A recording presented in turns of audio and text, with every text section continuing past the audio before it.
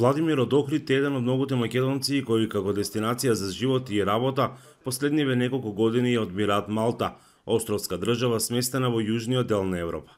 Иако можеби се уште не толку атрактивна како некои други држави, тој вели дека македонската колонија од ден на ден се повеќе се зголемува, бидејќи земјата има потреба од работна сила. Македонците во најголем дел работат во гостителскиот сектор поради големиот број на хотели. Имав другари кои беа претходно таму, значи ме советуваа да пробам. Ми кажаа дека прилично лесно се наоѓа работа, дека за краток период излегуваат работните дозволи, па се одлучив на таков чеко се работи со македонски пасош. Тоа е предноста во однос на останатите европски држави.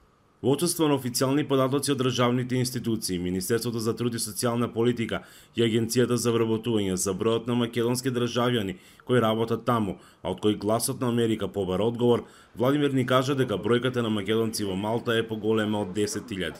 Често пати доаѓале и цели семејства.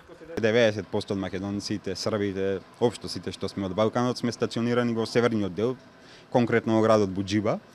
Интересно е да се каже дека кога и да влезеш во маркет, во аптека, во хотел, каде и да е, значи прво се обраќаш на македонски и ретко се дешава некој да не те разбере. Иако можностите кои Охридскиот факултет за туризам им ги нуди на своите студенти за неколку месечна практична работа во странство, е со цел тие да се вратат назад и овде да го споделат своето искуство, дел од нив сепак остануваат надвор. Имале случајно договори со хотели во Хрватска и Грција, но интересот бил најголем за Германија, за каде секоја година аплицирале и по 50 студенти. За жал, секој студент, секој човек поединечно одлучува за себе каде му е подобро, каде се гледа во еднината и избира дали ќе се врати или не. Андреевски вели дека иако не може да влијат на одлуките на нивните студенти, сепак препорачуваат тие својата иднина да ја бараат дома. Се разбира, треба и угостителите да излезат од друга страна, да дадат подобри можности за вработување на младите студенти, младите лица. А Владимир, по краткиот престој дома, повторно се враќа назад.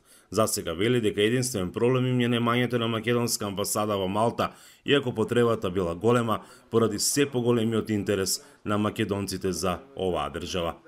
Од Охрид за Гласот на Америка, Мики Трајковски.